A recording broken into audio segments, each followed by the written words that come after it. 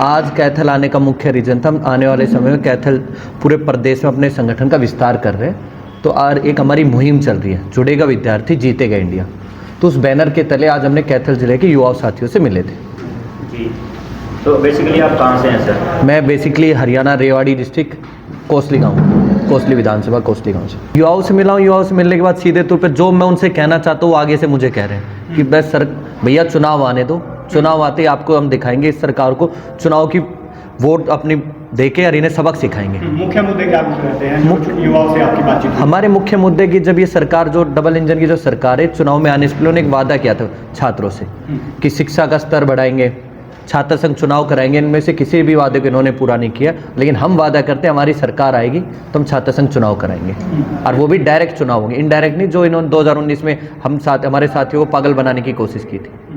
कब से हो सर? मैं एनएसयूआई में 2011 से। कौन कौन से पदों पे आपने काम किया? मैंने दिल्ली विश्वविद्यालय का चुनाव लड़ा है, उसके बाद मैं नेशनल कोऑर्डिनेटर रहा हूँ, उसके बाद नेशनल सेक्रेटरी रहा हूँ। इसके जरिए मेरे को दिल्ली विश्वविद्यालय में काम करने का मौका मिला, उत्तर प्रदेश में काम करने, मैं पूर्वांचल में काम किया है। पूर्वांचल में मैंने काम किया, वहाँ पे पहली बार हुआ था मोदी जी के गृह क्षेत्र में हम दोनों यूनिवर्सिटियाँ चुनाव जीते थे।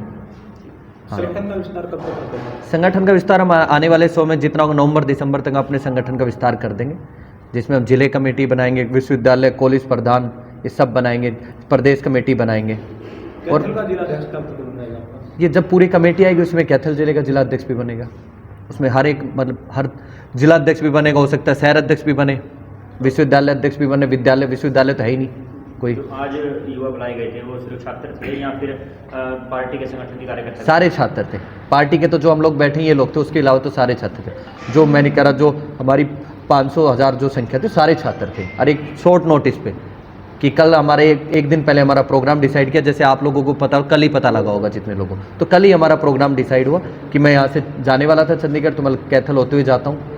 तो यशदीप जी से बात हुई, विक्की भाई से बात हुई, उन्होंने आइए आप, बोले मैं चाहता हूँ वहाँ के लोगों से, वहाँ के अपने छात्र भाइयों से, बहन भाइयों से मिलूँ और उनकी बातें सुनूँ। तो आज मैंने जैसे उनसे मिला तो मिल के भी पता लगा कि यहाँ के युवा तो बिल्कुल त्रास्त है, कि जब से बीजेपी गवर्नमेंट आई यहाँ पे ना कोई विश्वविद्यालय ना विद्यालय कुछ नहीं खुला है, कोई मतलब ना। या रोजगार को तो आप सब लोगों को पता ही है कि बेरोजगारी में आज हरियाणा नंबर 1 हो चुका है। क्या कुछ मानते छात्रों के मुद्दे अगर बात करें, या कॉलेजों से आपने आपसे बातचीत की होगी इसको युवाओं छात्रों से, कॉलेजों में क्या मुद्दे आपको मिले? कॉलेजों के मुद्दे सबसे पहले तो बच्चों के मुद्दे की छात्र मतलब जो हमारी एजुकेशन है वो थोड़ी अच्छी हो।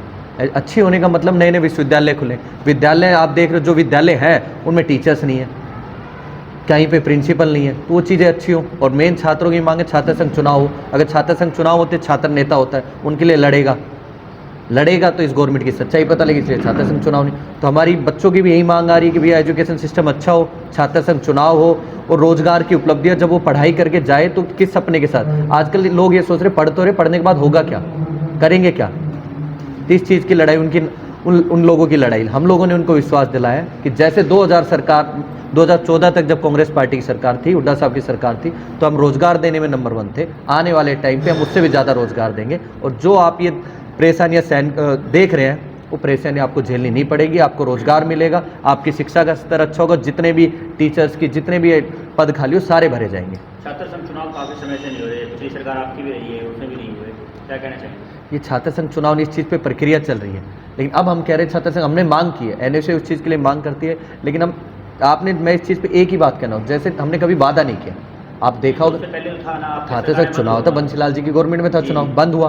अब उसके बाद मैं कह रहा हूँ जब हमने वादा नहीं किया, अब हम बोल रहे हैं चीज़, अब मैं बोल रहा हूँ छात्र संघ चुनाव होंगे, लेकिन जिन लोगों ने वादा किया जो गवर्नमेंट उन्होंने पूरा नहीं किया।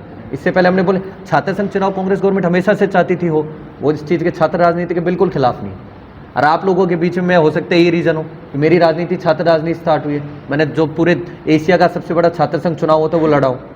आप मेरे बारे में देखेंगे मेरे को रिकाउंटिंग में हराया गया, वो चीज़ें अलग बात है।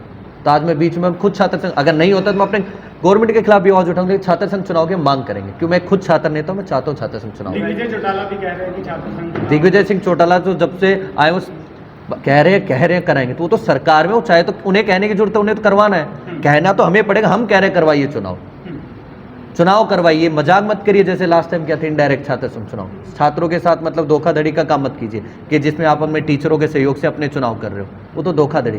कहना नहीं है, आप करवाइए। उनसे कहना चाहूँगा आप चुनाव करवाइए।